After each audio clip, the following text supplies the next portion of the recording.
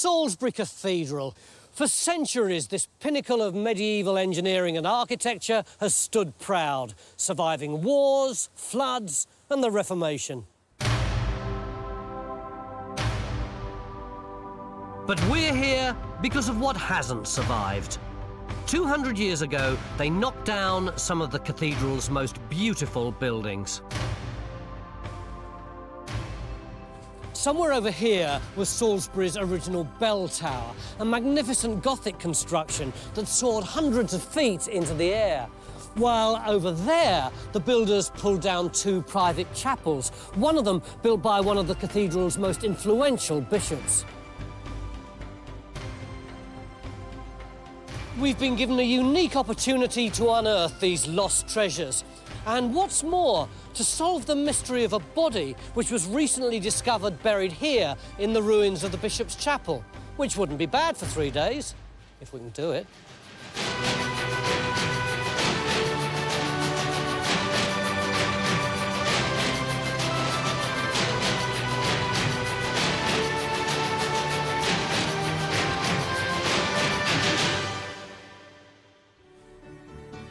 Salisbury Cathedral has dominated the Wiltshire countryside for almost 800 years. It's a building that's literally crammed to the rafters with some of the finest medieval craftsmanship in the world. A breathtaking statement of the wealth, power and influence of the church. But not all of it has survived the ravages of time and the redesigns of man. So we've been invited here by the cathedral's dean and chapter to rediscover some of the architectural treasures that have disappeared. And to be honest, we're really rather excited at the prospect. Mick, for years and years, you and I have been digging abbeys and nunneries and monasteries. This is a bit different, isn't it? This is fantastic, isn't it? The scale of it. Phil, this is your city, isn't it? Absolutely. It's funny, really. I mean, we all regard this as an archaeological monument, but if you live in the city, it's more than that. You know, I can pull back the curtains every morning and I see this. It's an absolute icon, it really is. Tim, you're the cathedral archaeologist. There's a little bit of me that's thinking this place is the best part of 800 years old. It's there, we can all see it. It doesn't really need one archaeologist, does it, let alone a whole bunch of new ones? To me, archaeology, of course, is not what is just under the ground, though there are things under the ground, but is the full study of the material remains of the past, including a big structure like this with the highest medieval archaeology anywhere in Britain. But surely that's been here since the beginning? No, it hasn't. No, the spire is an add-on 50 years after the cathedral was completed. Yeah, we've got an engraving, look, that shows that before that there was a separate tower which had the bells in it, and that was there until the 18th century. Phil, I was going to ask you where the belfry is in the ground, but this being Time Team, I've got a suspicion I know already. You know us too well, Tony, don't you, really? Yeah, we're actually standing on it. I think what we're going to have to do is run the radar over it just to confirm exactly where it is. But it's bang here. The plan suggests the original bell tower had a massive footprint, which is the sort of thing Geophysics was designed for. But this isn't the only thing to dig, because the major redevelopment in 1789 that destroyed the bell tower also robbed the cathedral of other stunning medieval buildings, including the private chapel of the cathedral's most colourful bishop. We've got this fantastic 17th century engraving of the cathedral. In the east end here, it shows a couple of chapels that aren't here anymore. This one, ours, built by Bishop Richard Beauchamp. Now, Bishop Beauchamp dies in 1481 and he leaves instructions in his will that he's to be buried in the middle of this chapel. What's so exciting about digging a chapel? This was one of the key chantry chapels put onto the cathedral in the 15th century when the east end of the cathedral was completely reorganised because Bishop Beauchamp, who was a very, very powerful figure in the Wars of the Roses period, had managed eventually to get Osmond, the Norman Bishop of Salisbury, from Ulcerum, canonised by the Pope in 1457. So there was a brand new shrine in the east end of the cathedral here, and that's why he obviously wanted to have his chantry chapel as close as possible. Beauchamp was buried in his chapel in 1481, and engravings suggest it was a little masterpiece of medieval Gothic architecture. So one of our tasks is to bring that chapel back to life with a graphic reconstruction based on the archaeology in the ground So it's all this stuff from the Beauchamp Chapel. And some surviving fragments of its interior stored in the cathedral loft. Miniature fan vaults. They're so intricate. Look at the detail on them. That's fantastic, the workmanship that goes into those things. And then, what else we got? But we have another challenge. When the chapel was demolished, Salisbury's records show Beauchamp's body and tomb were moved into the main cathedral. So it was a shock when an evaluation dig on the chapel in 2000 made an unexpected discovery. Yes, this is a real mystery because we've got records that in 1789, when they were demolishing this chapel, the workmen found the bones of Bishop Beauchamp and they identified him by an episcopal ring, and the bones were taken off and buried in the nave. So the last thing that anybody was expecting to find here were these two legs. So could this possibly be our bishop? Jackie, we can't prove that it would be a bishop here. I mean, bishops don't have different bones to the rest of us, do they? Well, no, but there is a certain amount of information that I'll be able to get out of this that will give us some idea about who we're looking at. I'll be able to work out the age and sex of the individual, something about their lifestyle, what kind of social status they were, which will see whether that matches with what we know about Bishop Beauchamp or somebody of that social status. From the records, we know that 4 people were buried here. 2 of Beauchamp's relatives to one side, his close friend, Sir John Cheney, to the southwest corner, and the bishop in the middle. All we now need to do is to try to match the historical information we have for each of our 4 candidates with the physical evidence we find in the grave. Oh, that's a bit of an anticlimax, isn't it? So the knees are in there, and the edge of the grave. What's it come? Is this it round here? That's it, yeah. See, if we can find the knees, then, or the legs again, then we know exactly how far we got to go down. It will give us some idea of what the condition of the bone is, and just tell us a hell of a lot more before we go into this virgin fill. Over on the other side of the cathedral, our target is just that tiny bit bigger. Well, actually, it's enormous. That's pretty good, though, It's isn't pretty it? good, though, Crikey, isn't it? yeah. I mean, so clear. The dark red are where we've got the wall foundations surviving. And look, the detail is absolutely fantastic. You can see the buttresses, the entrance, everything. I mean, that's the 18th century drawing look, and it's pretty well the same, isn't it? You don't need that. It's all here. This geophys is fantastically good, clearly showing the remains of Salisbury's original bell tower. And the archaeologists are keen to get their trowels on it for all sorts of reasons. It's our only opportunity to look at how these footings were built at this particular period. Bearing in mind, this is built at the same time as the cathedral. Yeah. If we can find out how the footings were designed for this bell tower, which is a pretty substantial structure, maybe then we can find out how this medieval monster was actually supported. We might get a lot of evidence in there of the builders and people who used the tower and so on as well. We'd need to see that. Well, look, I've sketched on a 10 by 10 trench that would take in all the points you've been covering. OK, if you lay it out, then we can get cracking. Yep, OK.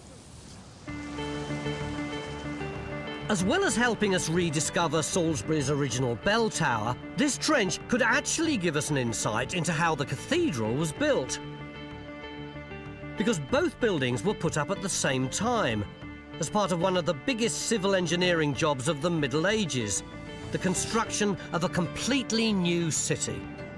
Originally, there was just a small hilltop settlement called Old Sarum, until a bishop decided to move his Norman cathedral and the whole town around it down into the valley where Salisbury is today.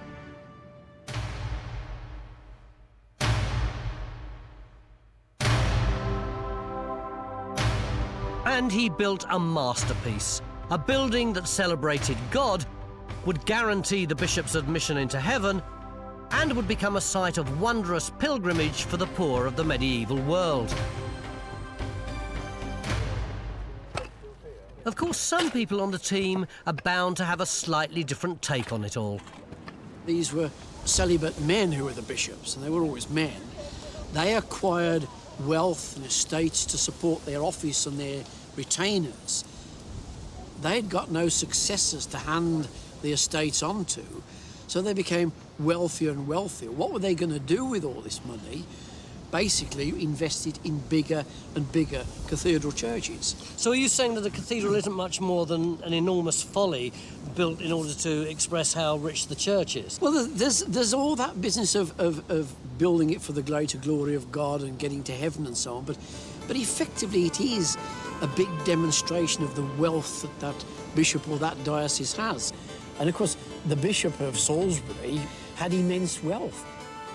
And possibly the most important of these important men was Bishop Beauchamp, a man praised by the king for his hospitality and wealthy enough to bribe the Pope to make a previous Salisbury bishop a saint. I think he was a whirlwind, actually. He's one of these men that seems to be incredibly energetic.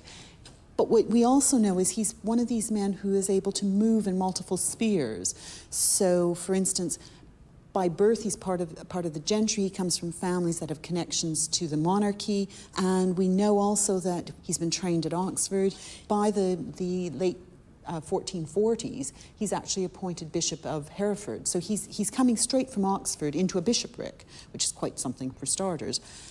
In less than a year and a bit, he's actually moved over to become Bishop of Salisbury. Now, for a very interesting reason, and that is because of the fact that the previous Bishop of Salisbury is actually hacked to death in Jack Cade's rebellion. So he must have been quite a brave man if his predecessor had been hacked to death. Absolutely, yes.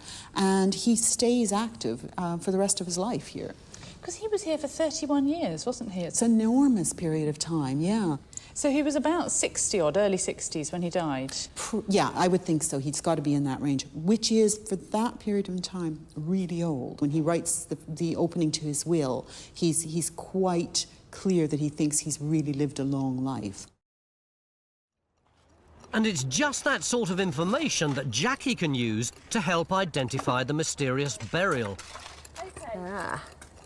Because over at the chapel trench, we've just located the shin bones of our potential bishop. Looking just at those two bones, what's your instant reaction? What can you learn from just that first glimpse of those two bones? Well, the main thing it tells me is that the bone is in very good condition. I mean, the better condition the bone is in, the more you can tell from it.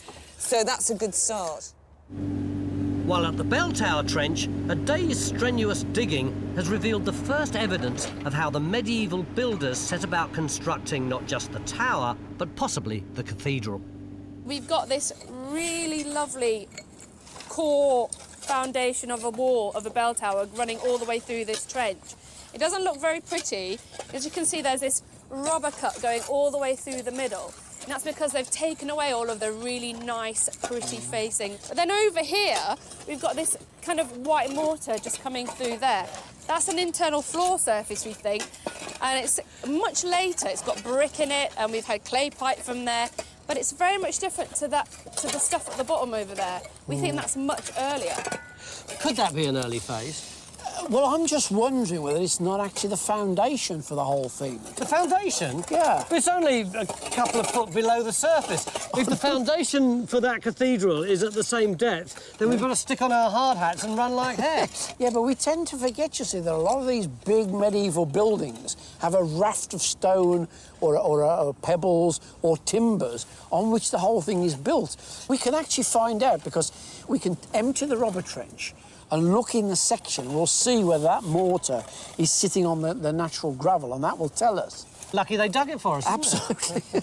Which is all very well, but Raksha and Matt now only have 2 days left to get to the bottom of this massive trench, because the autumn sun is fading fast. End of day one, and we're losing light by the second. But the good news is we've found the legs of our body. But does it go that way? Does it go that way? And is it our bishop? We'll find out tomorrow. Join a thriving worldwide community of Time Team fans on Patreon.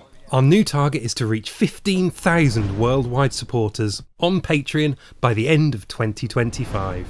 This will enable us to continue expanding the Time Team world with more digs and greater access than ever before.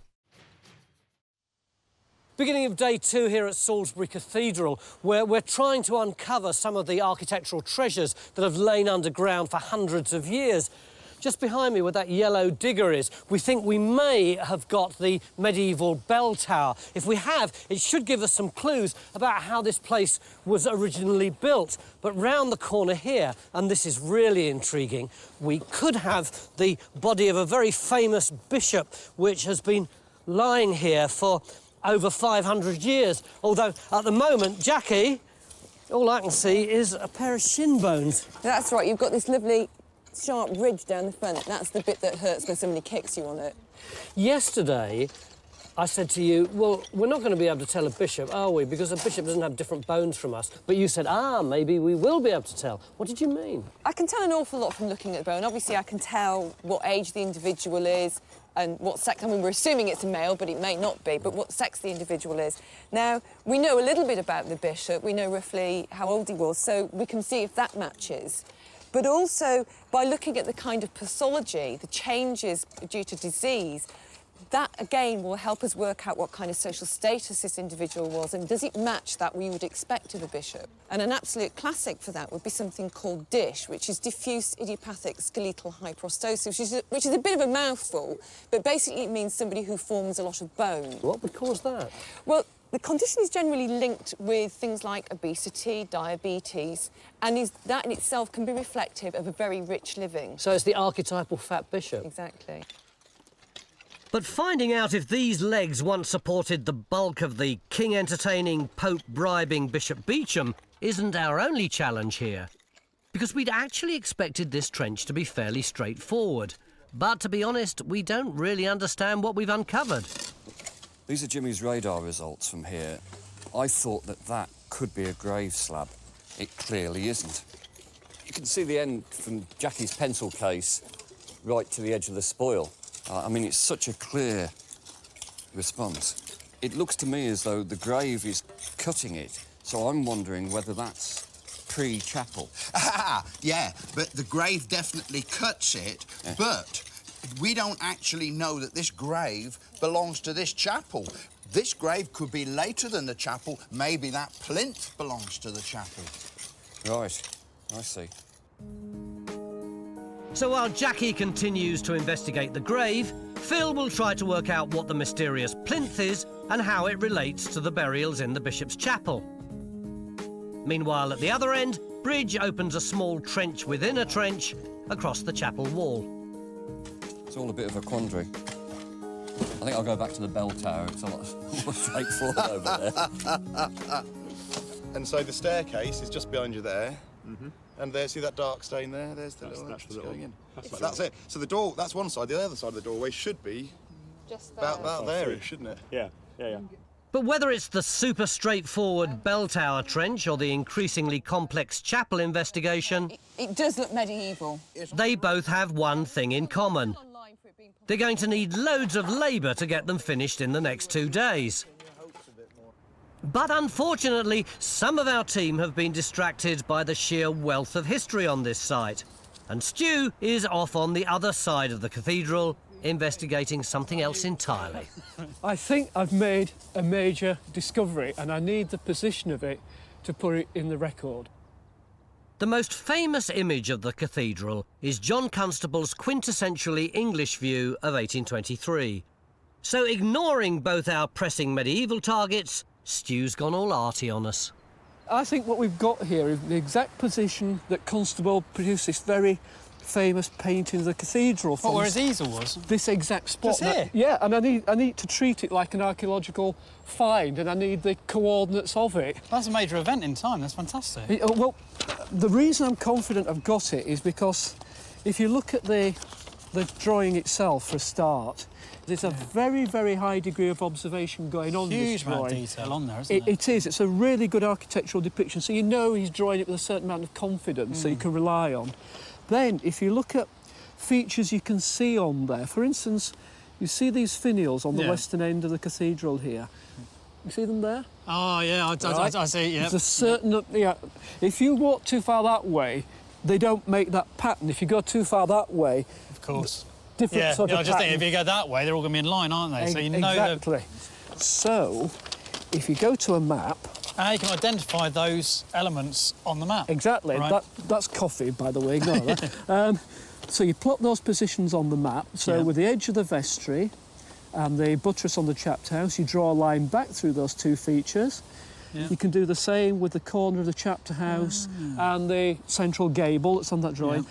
And same from the line of the finials over the edge of the cloisters, and draw that line back. And where those lines meet is exactly where he was drawing it from. Very clever. So I think we need to know the exact position of this. Yeah, it's definitely. It's a find. It is a Yeah, find. it's It's an fantastic. event. Brilliant. Yes, yes, it is.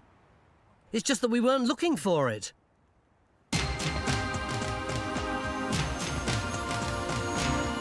And unfortunately, Stuart's not the only one off on his own flight of fancy. After over 170 digs, Phil had to choose this one to take his first helicopter trip. I felt like a tourist. They're amazing. And it's all very exciting for someone who's lived for decades in the shadow of the cathedral. Hey, there's home. Absolutely. It is. Normally I see the world from 6 feet off the ground. This just gives you such a wonderful perspective. And to look down, actually physically look down like a bird does on a beautiful building like Salisbury Cathedral. This is absolutely a dream come true.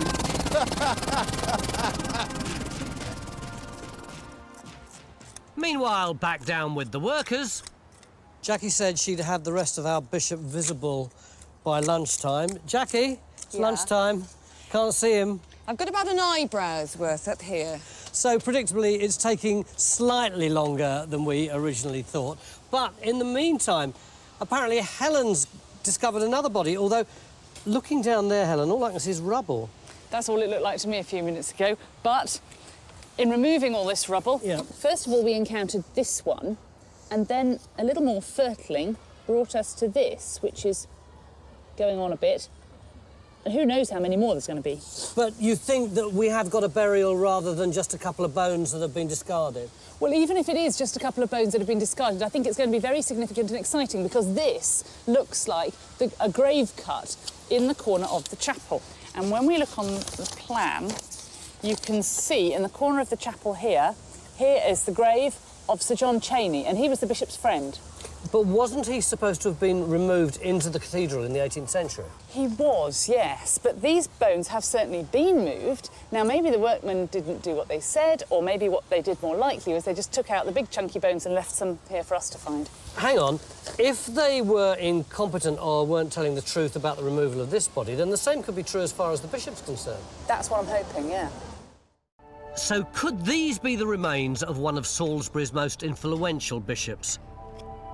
Only time-consuming, intricate and painstaking excavation will tell us now.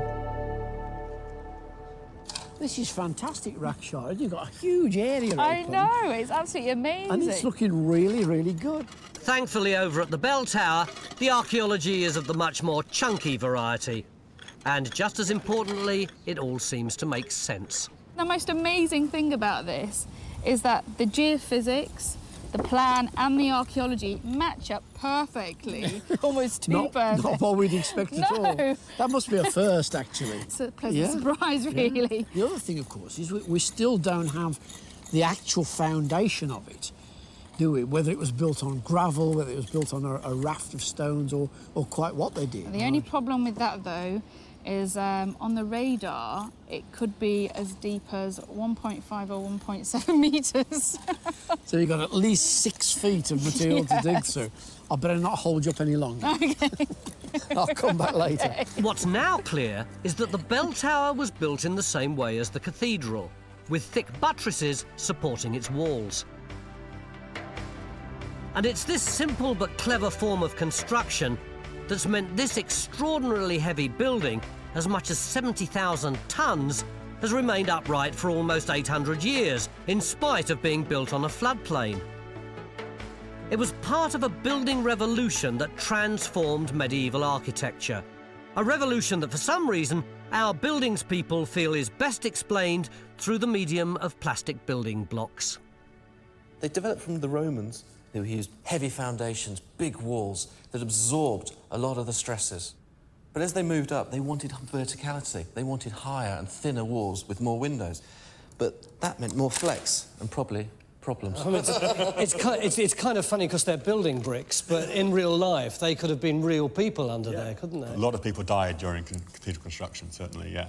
But then they did work out, methods of actually sorting it out. Now, if we look at this stage, it's the addition of the buttress, and that's allowing us to absorb a lot more of the forces and have a higher, thinner structure with more windows in it. It is intriguing that on this side, where you've got these buttresses tied into the wall still does wobble a bit. Not as much as over here, but it does wobble. Whereas on the other side, it's absolutely stable. Yeah, but over the other side, we're using flying buttresses, the next stage on as well. So is that technology used in Salisbury Cathedral? Not really. Most of the buttresses in Salisbury are the ordinary buttresses.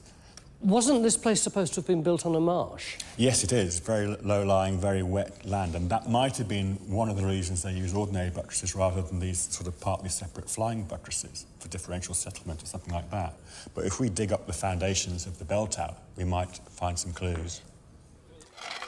Well, I'm learning stuff all the time about this fantastic site, thanks to plastic building blocks and historical records. But to be honest, the archaeology itself has been disappointingly slow. I am so frustrated by this. Yesterday evening, you said to me, this is incredibly exciting. If we can sort out what the foundations of the bell tower, then we could work out how Salisbury Cathedral has remained standing, which nobody knows because the foundations are so shallow.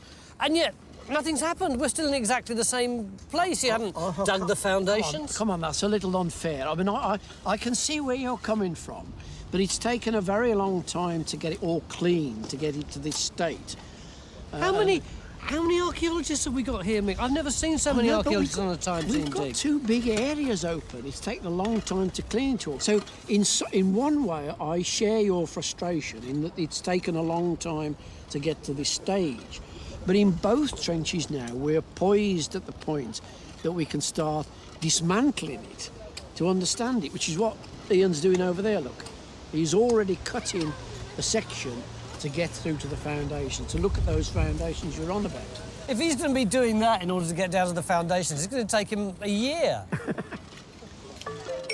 But elsewhere on site, Mick seems to be right, as usual. That is 44.8 inches. Because over at the East End, Bridges Trench has reached the foundations of the chapel wall, and things are getting complicated. Crucially, what we have got coming up now is a construction cut. It comes up here in the section, and you can see it here, running along here with this white mortar on this side, and these old medieval roof tiles here, which are also part of that 1460 foundation. The material that you're on is earlier. Yep. That's got to be 1460 or earlier. Yep. This is the foundation for the Beauchamp Chapel. Yep. It's cut into that, it's later. What you've got to do is carry on through those earlier layers. Let's try and get to the bottom of the foundations. Don't know how substantial the foundations of this chapel were. Or what was here before the chapel went up. Absolutely. This isn't what we expected. The records suggest the chapel, built by Bishop Beauchamp, was the first structure on this site. But clearly there was something here before that. Good-o. And this trench is throwing up other surprises as well. In this grave cut at lunchtime today, we thought we'd got the bones of the bishop's friend, but it turns out that we haven't. They were just bones that were found about 8 years ago when archaeologists were digging here, and they collected them up and put them in there. Bit disappointing, but we're fairly philosophical about that. These things happen in archaeology.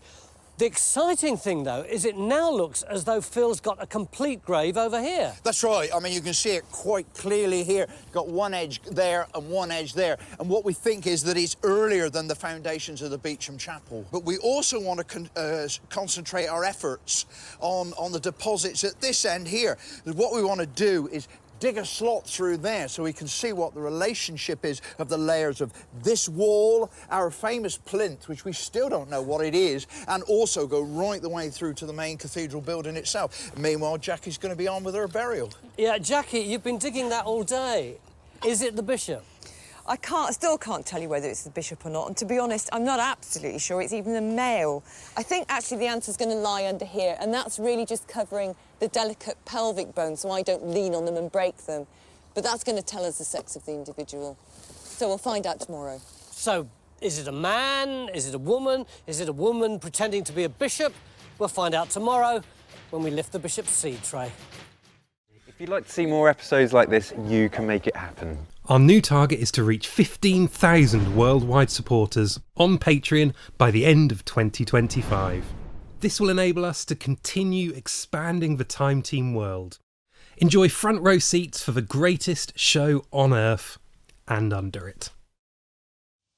Beginning of day 3 here in the sumptuous surroundings of Salisbury Cathedral, and we've really got our work cut out today. See this enormous trench? We're going to puncture down a couple of metres in order to try and find out what the foundations are made of, because if we can, then we can conclude what the foundations of the cathedral itself are made of. Meanwhile, round the corner, Jack is still excavating her bishop, although there's a slight technical problem. She now thinks it might be a woman. Jackie, what was it originally that made you think that that skeleton might be a woman? Well, the first view I had of the skull was of the sort of this eyebrow region here. And in a male, that is usually quite pronounced, whereas in females that tends to be much smoother. And the brow is quite flat, so I thought, oh, this really does look more feminine than masculine. As I've started to uncover more of the skull and I can see more of the features, there are some masculine features there. I actually doubt whether that's Bishop Beauchamp at all. Why do you say that? Well, the clue actually lies in this grave, the grave of John Chaney's, who was Beauchamp's friend. Now, he died after Bishop Beauchamp. Yeah. Now, do you see this black layer here? Yeah. This black layer went all the way over the tomb of John Chaney's. Therefore, that black layer is later than the tomb of John Chaney's. That skeleton, that grave, cuts through that black layer. So that grave is later than that black, which is later than John Chaney's, who died after Bishop Beauchamp. But this burial was made inside the chapel. This is not the coffin of an 18th century or a 19th century individual. So this grave was put in before this chapel was knocked down in the 18th century? It was put in before the chapel was knocked down, yeah. So this must be an important individual. And as far as we know, there's no record of them going in here, so it's still something of a mystery. But this burial's identity is only one of the mysteries in this trench. We've also uncovered evidence of foundations that are earlier than those of Beauchamp's chapel. And there's nothing in the comprehensive cathedral records to explain what they could belong to. Over in the bell tower trench, the pace, as always, seems to be much more civilised. But we are finding more evidence of just how impressive a structure it was, before it fell foul of the serious cathedral redesign of 1789. For the last couple of days, Richard, we've been concentrating mainly on this part of the bell tower. But there's this as well, isn't there? Is that? It's the base of a rather large pier. You can see on the cross-section there, it goes all the way up to the timber belfry at the top of the tower. It's rather ugly, isn't it? It's needed, very necessary, not just for the strength it gives to the tower, because bearing in mind it's 200 foot high. Yeah. On top of that, you've got the belfry. And the belfry is heavy in its own right, but it's also got the bells. And once those bells start ringing, you've got all sorts of forces and pressures swinging around, literally. Oh, I see. So it's not the sound of the bells, which No. always deafens you if you're up in a tower when they go off. It's actually just the weight going backwards and forwards. Yeah, and all that energy that's being created on the bell. And as we begin to reconstruct the bell tower, it's clear it's a wonder of design, medieval or any other age. But the inventiveness didn't end with the architecture, because the faithful were called to prayer by a bell rung by this, one of the world's earliest clocks. This is the medieval clock, but where are the face and hands on it? Well, of course, being a very early clock, it doesn't have a face and hands because all a clock is a mechanical device for ringing bells. That's what the name clock, cloche in French, or clocker in Latin. So that's all it is. And it was the church, of course, that started to regulate time, first of all with sundials, and then in the 13th century, when the mechanical clock was invented, every monastery and great church got one of these very quickly. We actually have a remarkable bit of documentary evidence that tells us in 1386 there was already a full-time clock keeper, and this probably dates from a little bit before that. So this is ringing the bells at fairly regular intervals through the day, is it? This is ringing an hour bell. Right. And, of course, originally it was in the bell tower, and that is to regulate the service times accurately, and that's what matters here. Back at our trench over the Beauchamp Chapel, we've just made a fantastic little find.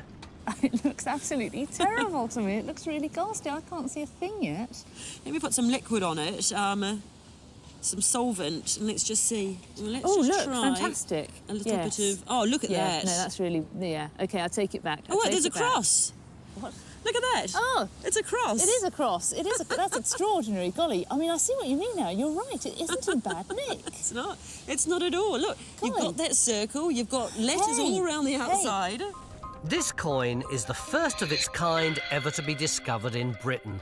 It's a 15th century quattrino from Ancona in the Papal territories of central Italy.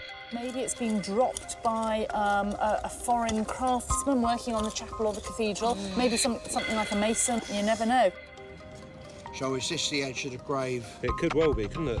And as we get to grips with the dating sequence of the trench, it's becoming clear that most of the graves we're uncovering form part of a burial ground that was here before the chapel was built in the 1460s. But there's still our mysterious body that was buried here long after Beauchamp was interred here. You're into the pelvis area now, Jackie. Any indication of what the sex might have been? In a female, the pelvis is opened up, so it's broadened out, so that angle would be quite broad, whereas in the male, it'd be fairly tight and shallow, and that's looking quite a sharp angle, which suggests it's more likely to be male than female. Any idea about the age? Well, it's certainly not a spring chicken. There are some little bony changes down the spine where you've got osteophytes, little new bone growth around the margins of the vertebrae. So the suggestion is we've got somebody at least who's over 40. So not a woman, and categorically not the 60-year-old bishop. But the question remains, who was important enough to be buried in the Beauchamp family chapel, but mysterious enough not to be entered in the official cathedral records?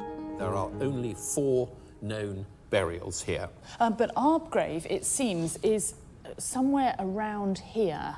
It has got to post-date John Cheney's grave, and I did wonder whether one could say with any confidence whether this grave ought to be before the Reformation. Extremely likely, because this was abolished in 1548. And it's important also that we think about the fact that it's family, because this is a chapel that is essentially a family chapel. Yeah, so all we need to do is go and look through the family tree and find out who died in that 39-year slice between 1509 and 1548. In theory, it ought to be quite simple. I hope so. It's a tough challenge when you've barely half a day left. For the last 2 days, we've been marvelling over how straightforward the archaeology in this trench is. Well, at least that's what we thought. What's gone wrong, Raksha? Matt's just gone and found a wall that we never knew even existed. This wall running along here. And the other interesting thing is the floor layers, they seal the wall, and this foundation is cutting into it. Hang on, doesn't that mean that that wall is earlier than the bell tower? Yes, it is. On what was supposedly a greenfield site? Yep. What does that mean, Rich? I don't know. Well, shouldn't be there. If that wasn't bad enough, what about where Ian is? Ian, you were going to go right down as far as the base of the foundations, weren't you, until you came to the natural? Yeah. What about those 2 stones in the corner of your trench? They appear to be 2 ashlar blocks which are underneath this floor with herringbone tooling on them. What would herringbone tooling say to you? It looks early. I mean, you're probably talking Norman or earlier. When you say earlier, so it could even be Saxon? Possibly. I bet you're glad it's you who's got to interpret what's happening here. Oh, I'm loving it, yes. This is the last thing we expected. And if that wasn't enough, the archaeologists are now getting very hot under the collar around at the East End, where they think we may be about to rewrite the history of Salisbury Cathedral. Right, where we have the problem is this whacking great chalk foundation. Absolutely. Which literally dominates our entire trench. The seriously big question is to take that chalk foundation and the buttress and say which is earlier than the other. Absolutely. And as far as we can see, they pretty much butt up together. Do they butt up? Well, I don't agree They with don't. that, No, Phil. they don't look as if they butt up to You me. can see that the flint foundation of the buttress appears to overlie this big chalk raft, which means stratigraphically it has to be later than... What it appears to do doesn't prove that actually is what it does. But with just a few hours left, this is only one of all sorts of problems that we've got to solve. That response there, It matches exactly with what you've got. Including the mysterious building under the bell tower. We weren't looking for walls on different alignments. Never mind Helen and Elaine trying to discover the identity of the interloping burial. Moving history. While Stuart tries to untangle the complex stratigraphy of the chapel trench. I may once have felt that things were proceeding a bit slowly on this fantastic site. I now feel we're flying by the seat of our pants. Guys, for the first time, I've put all the evidence we've got. Now everything is fairly tied down. That's brilliant. So, what exactly is this chalk foundation? Well, the most obvious solution is that this behind us here, I think Beecham himself, what he was perhaps planning to do was to get rid of this outdated, it was now 200 years or more old, and build an even grander East End. And so what he was doing was building a new foundation, which we've uncovered here, for a completely new building, and then at some reason, we don't know why, they stopped and packed it in and said, OK, we don't want this anymore, we're just going to have my Chantry Chapel on the spot. And this is the first indication that we've ever had Exactly. that this ever could have happened. Yep, this is something completely new, and it adds another dimension to the architectural history of the cathedral. This is really incredible, an historic discovery. In the mid-1440s, a huge chalk raft was laid out across this whole area.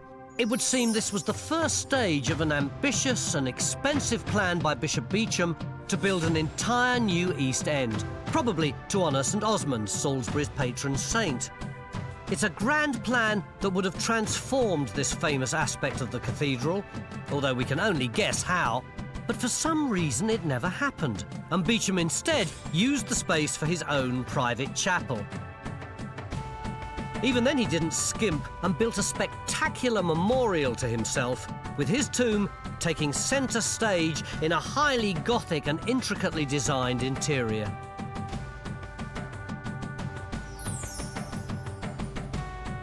And over at the Bell Tower Trench, we've also at last cracked the increasingly complex archaeology.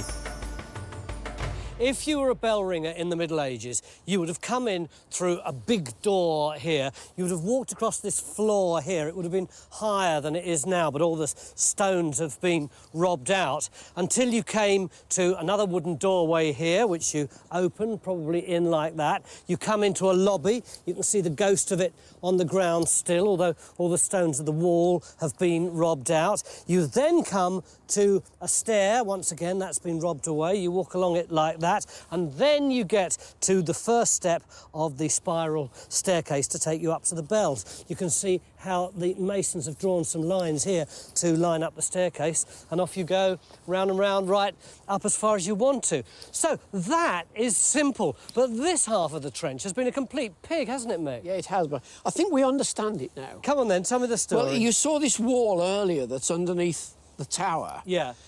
There are two possibilities for this, we think. One is, although we talk about this as a greenfield site, that doesn't mean that people aren't using it and aren't living around here. So it might be something to do with the settlements around here. But much more likely, Tim, is that this is something to do with the huge cathedral building project, isn't it? Absolutely, and I think it's very clear that's what it is now, Yeah. because it's quite a narrow wall, it's a rough building, and it's very thin, so it probably had a wooden sill beam. I was going to say, it's almost certainly timber framed. Exactly. And we probably ought to be thinking of a timber shed, you know, because Do there's we going know to be... which is the outside and which is the inside? Well, we think we might, don't we? Yes, because what we seem to have here are large numbers of fragments of Purbeck marble. It is all right if I come in here, isn't Yeah, it? It's yeah, only spoiled yeah. down here. So this is the marble, is it? That's right. Quite a lot of these pieces here are broken off bits of Purbeck marble, which were being worked in vast quantities for this cathedral. So you think that this was some kind of workman's workshop? Yeah. Which was used during the building of that. Yeah. Then when that was finished, they demolished it before they... put up the Absolutely. bell tower. This is a fantastic find. Actual evidence of the craftsmen who would have toiled for decades in workshops like this one to build the grand monument that still stands today. And yet we still haven't finished with this trench. What about over in this little sondage. We've got a couple of stones here too. Do you think they're also debris from the original building of the cathedral? Well, as well as the big building project here, they're dismantling the Norman cathedral up at Old Sarum, and they're bringing material down from it and reusing it in this building project. Yeah. And that has been there since the 10th century. Ah, so that could explain why we've got such old markings on it. They could be early Norman, they could even be before 1066. Probably Norman. I'll go for Norman. OK, but the real reason that we put this sondage in the first place, before we were distracted by this earlier wall, was because we wanted to find out how they had built these foundations, because that might give us a clue to how they built the foundations here. Have we learnt anything? We've learnt a great deal. We can now see very clearly indeed how this foundation goes right down onto that wonderful gravel bed. The bottom of the foundation is there, sitting on the gravel, and the water table is there as well. So it's exactly the bottom of everything here. Richard, are you convinced that they could have used exactly the technique that we can see in this trench in order to build that massive building? Perfectly happy, because bearing in mind that this thing's 200 foot in total, but the first 80 foot or so is masonry, the same height roughly as the cathedral. So in relative terms, this is taking as much weight as over there, so yeah. So the medieval architects knew that this floodplain contained a natural gravel island. It was sturdy enough to support the bell tower and cathedral, even though the depth and size of their foundations were a mere fraction of the colossal structures they held up. But I just can't help feeling slightly hacked off with the 1780s redevelopment that robbed Salisbury of this fantastic example of their craft. It would look breathtaking today.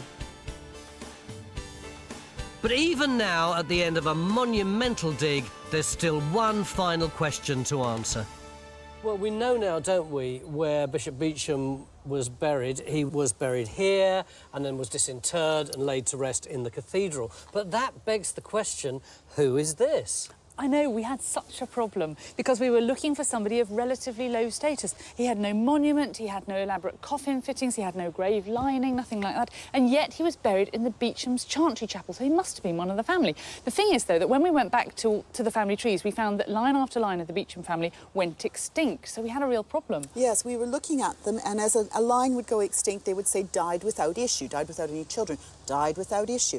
And then we got to Bishop Beauchamp's brother's son, so in other words his nephew, who died without legitimate issue. Now that suggests that this might just very possibly be Bishop Beauchamp's great nephew. And so our best guess is that this is the last resting place of Anthony, illegitimate son of Lord Richard Beauchamp. The cathedral will now recover and preserve this burial here, with the newly found knowledge of his link to one of Salisbury Cathedral's most ambitious and powerful bishops. So this chap is the last of the Beauchamps.